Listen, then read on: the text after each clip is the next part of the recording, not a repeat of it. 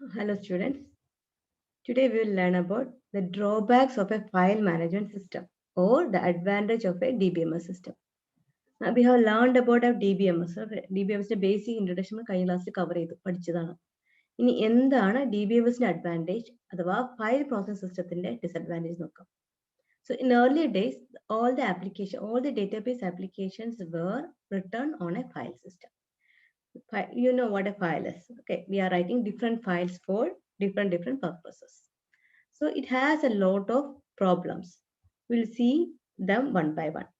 Okay, the drawbacks of a file management system is the first one is data redundancy and data inconsistency. Redundancy means duplication of data.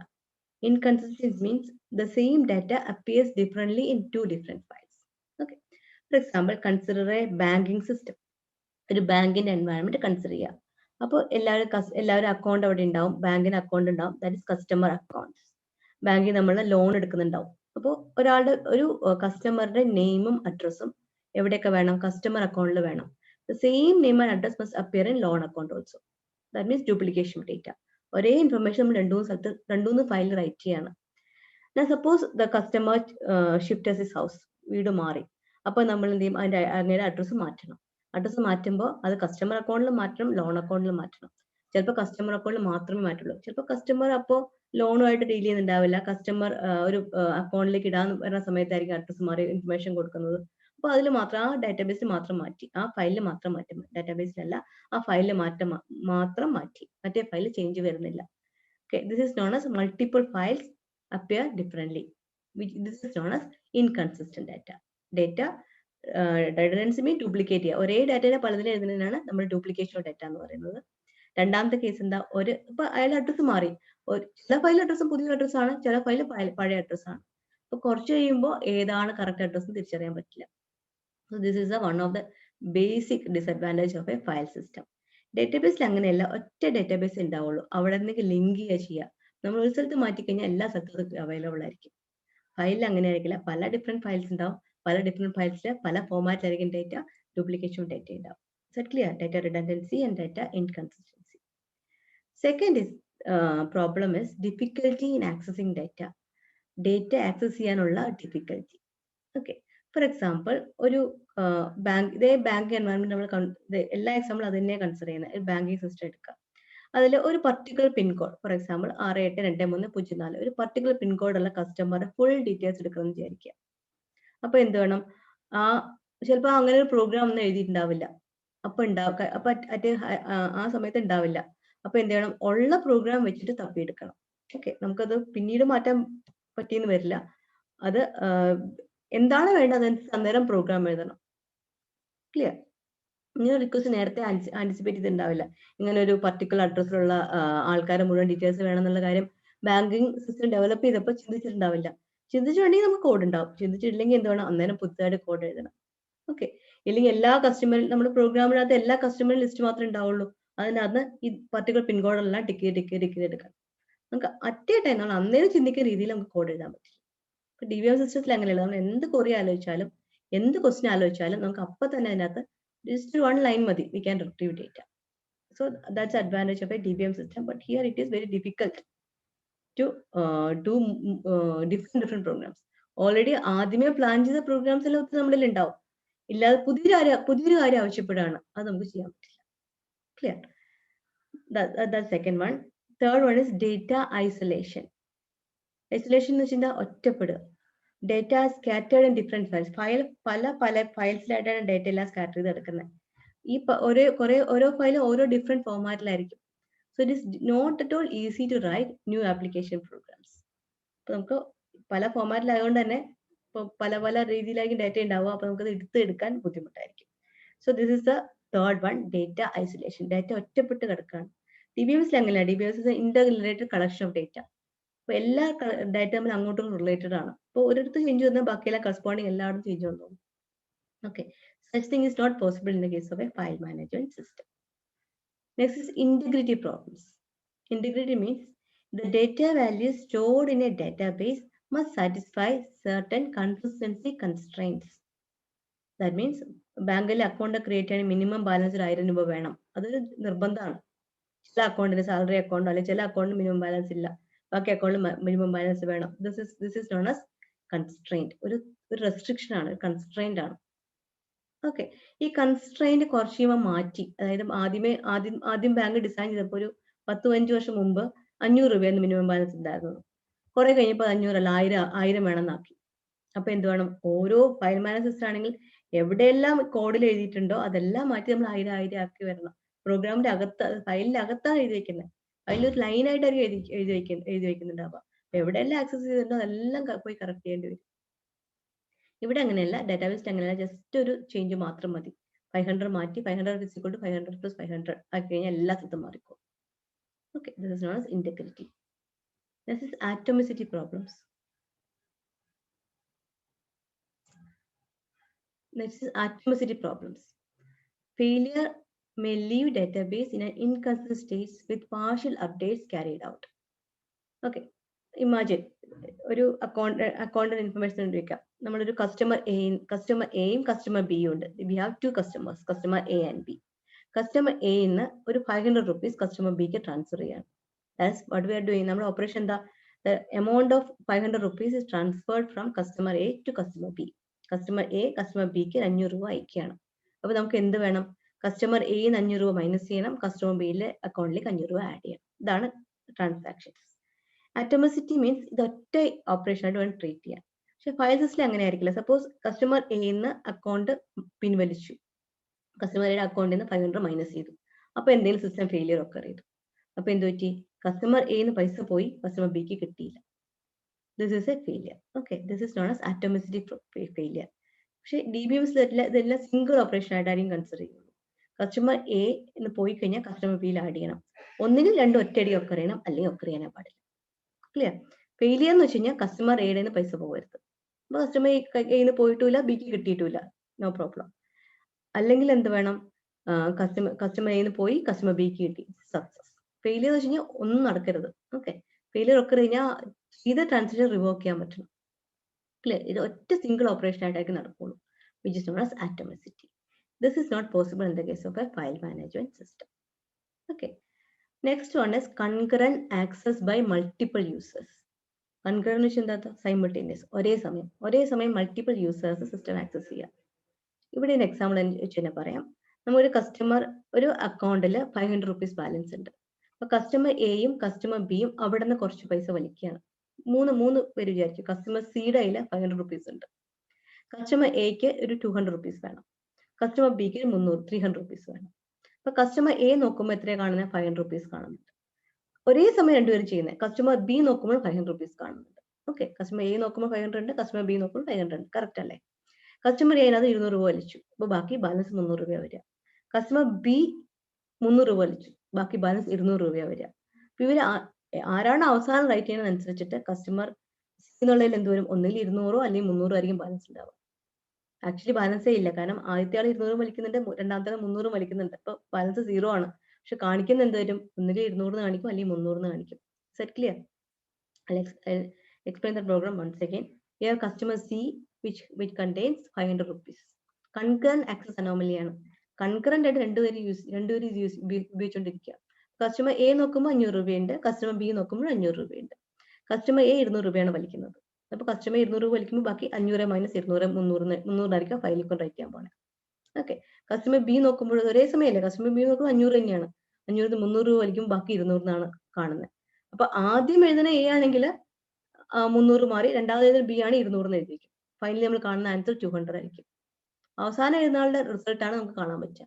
അവസാനത്തെ ആൾ B ആണെങ്കിൽ 200 ആയിരിക്കും വരിക, അവസാനത്തെ ആൾ A ആണെങ്കിൽ 300 ആയിരിക്കും വരിക. പക്ഷെ രണ്ടും തെറ്റാണ്. ആക്ച്വലി 0 എന്നാണ് വരേണ്ടത്. This is known as concurrent access anomaly. പക്ഷെ DBM സിസ്റ്റത്തിൽ അങ്ങനെയല്ല. കസ്റ്റമർ എ നോക്കുമ്പോൾ 500 എന്നാ കാണുന്നത്, രണ്ടും നോക്കുമ്പോൾ 500 എന്നാ കാണുന്നത്. ഏറ്റവും ആദ്യം ആരാണ് ഓപ്പറേറ്റ് ചെയ്യാൻ നോക്കുന്നത്? ഫോർ എക്സാമ്പിൾ കസ്റ്റമർ എ ആണെന്ന് വിചാരിക്കും. അപ്പൊ 500 മൈനസ് 200 ചെയ്യണം.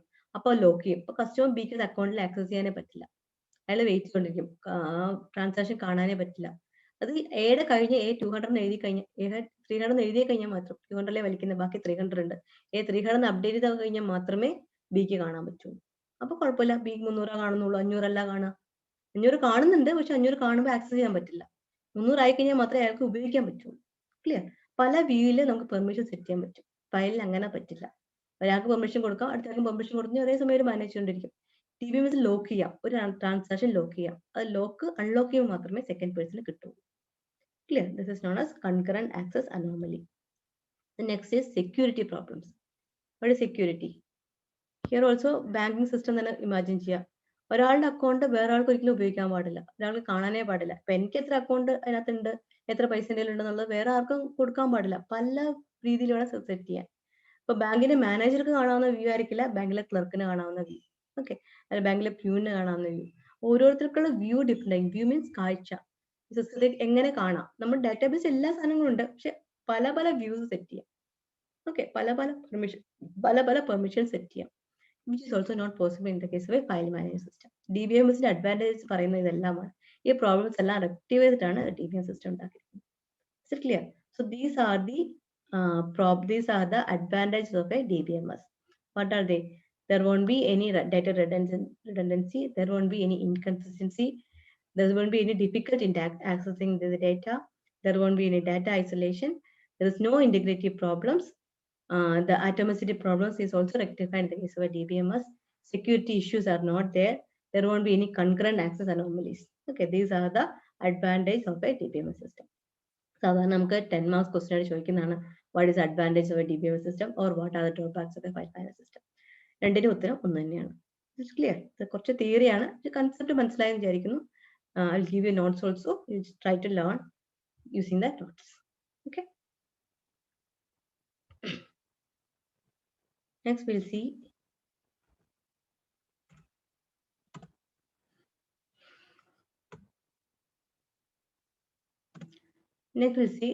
different levels of abstraction or different views. Okay, in the case of a DBMS system. Database എങ്ങനെ പല വ്യൂസ് ഉണ്ടാക്കാം. The first thing is that physical level. എങ്ങനെയാണ് ഡാറ്റാബേസ് സ്റ്റോർ ചെയ്തേക്കുന്നത്? How a record is stored. നമ്മൾ ഡാറ്റാബേസിൽ എങ്ങനെയാണ് data store ചെയ്യുന്നത്, അതാണ് ഫിസിക്കൽ ലെവൽ. ക്ലിയർ? ഫിസിക്കലി എങ്ങനെ സ്റ്റോർ ചെയ്യാൻ പറ്റും.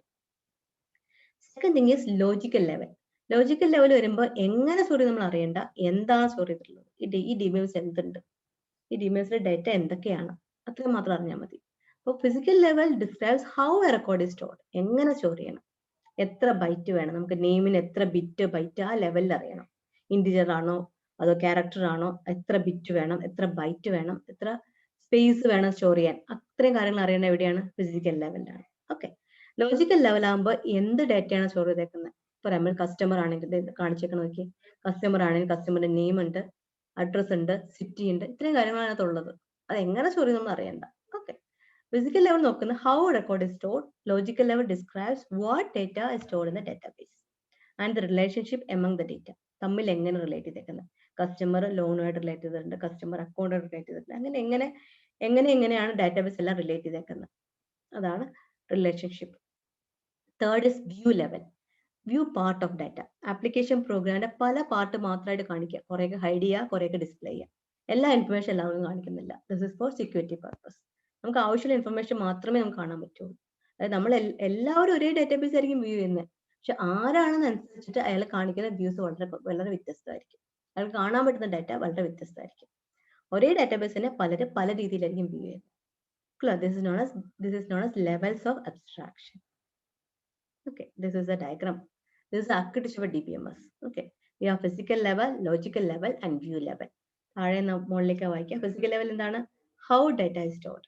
Logical level means what data is stored. എന്താണ് സ്റ്റോർ ചെയ്യുന്നത്, ഇവിടെ എങ്ങനെ സ്റ്റോർ ചെയ്യുന്നു. ഓക്കെ, ഫിസിക്കൽ ലെവൽ എങ്ങനെ സ്റ്റോർ ചെയ്യുന്നു നമ്മൾ പഠിക്കും.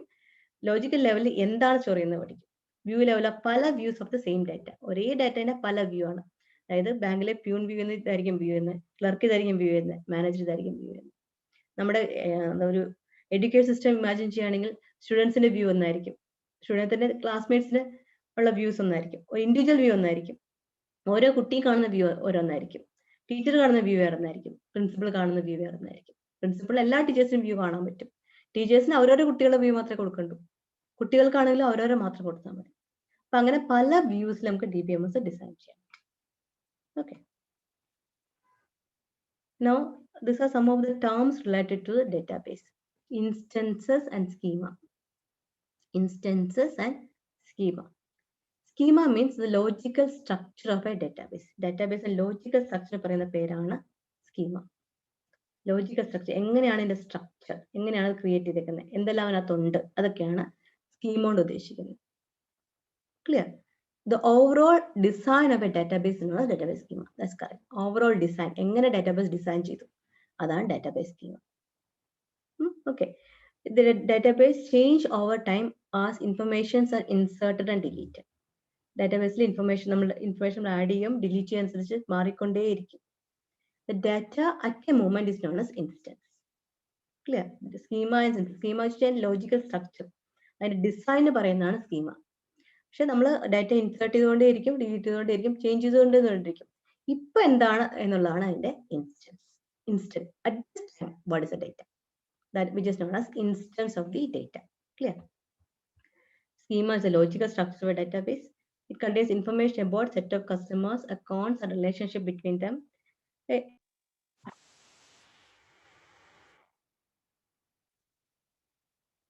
Okay, so we will learn about instances and schema. Schema means the logical structure of a database. Okay, the design of a database. Physical schema is a database design at the physical level. Logical schema is a database design at the logical level. Instance means the actual content of the database at a particular moment of time. Database, in the case of database, we are adding information as well as deleting information. Database ഇങ്ങനെ frequent ആയിട്ട് മാറിക്കൊണ്ടേയിരിക്കുകയാണ്. നമ്മൾ കൂടുതൽ information അതിലേക്ക് add ചെയ്തുകൊണ്ടിരിക്കും, അതേപോലെ തന്നെ delete ചെയ്തുകൊണ്ടിരിക്കും. Changes ഇങ്ങനെ വന്നുകൊണ്ടേയിരിക്കും. ഒരു കസ്റ്റമർ വരുന്നു, അയാൾ അക്കൗണ്ട് പൈസ ഇടുന്നു, പൈസ എടുക്കുന്നു, വീണ്ടും ഇടുന്നു, വീണ്ടും എടുക്കുന്നു. രണ്ടാമത്തെ കസ്റ്റമർ വരുന്നു, ചിലരെ അവിടെ നിന്ന് മാറിപ്പോകുന്നു. അങ്ങനെ പല രീതിയിലും മാറ്റിക്കൊണ്ടേയിരിക്കും. ഇപ്പൊ അറ്റ് എ പർട്ടിക്കുലർ മൊമെന്റ് എന്താണ്, അതാണ് അതിന്റെ ഇൻസ്റ്റൻസ് എന്ന് പറയുന്നത്.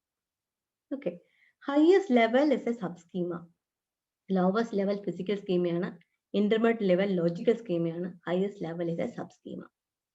Sub schema provides database as seen by the application program. നമ്മൾ 3 ലെവൽ പറയുന്നില്ലേ, ഫിസിക്കൽ ലെവലിന് കറസ്പോണ്ടിങ് ആണ് ഫിസിക്കൽ സ്കീമ, ലോജിക്കൽ ലെവലിന് കറസ്പോണ്ടിങ് ആണ് ലോജിക്കൽ സ്കീമ, വ്യൂ ലെവലിന് കറസ്പോണ്ടിങ് ആണ് സബ് സ്കീമ. ഈ 3 വിധത്തിലാണ് സ്കീമാസ് ഡിസൈൻ ചെയ്തേക്കുന്നത്. Clear? Now learn data independence. Independence means how the data is independent. നമുക്ക് 3 ലെവലുകൾ പഠിച്ചു ഓർമ്മയുണ്ടോ? ഏറ്റവും താഴെ ഫിസിക്കൽ ലെവൽ, പിന്നെ ലോജിക്കൽ ലെവൽ, പിന്നെ view level. Physical data independence is the ability to modify the physical schema without changing the logical schema. Okay. Physical schema is the ability to modify without wait. I'm not sharing now.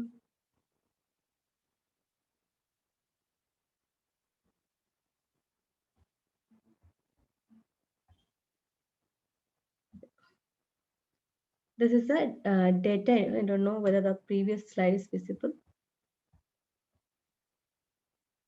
This you have seen, right? Physical schema, logical schema, and sub schema. Instance means the actual content of the database at a particular moment of time.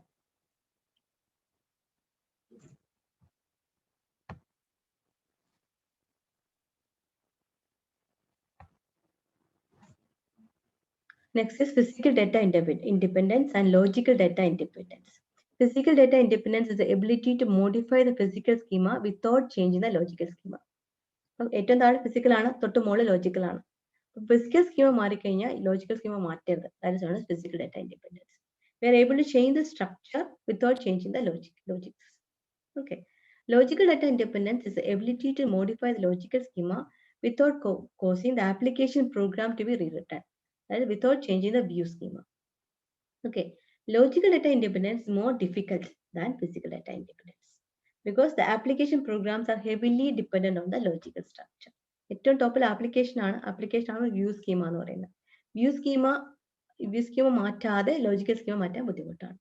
Physical data independence means the ability to modify the physical schema without changing the logical schema. Logical data independence means the ability to modify the logical schema without changing the application. Okay, we can stop here now. The next portion we'll add as a next video.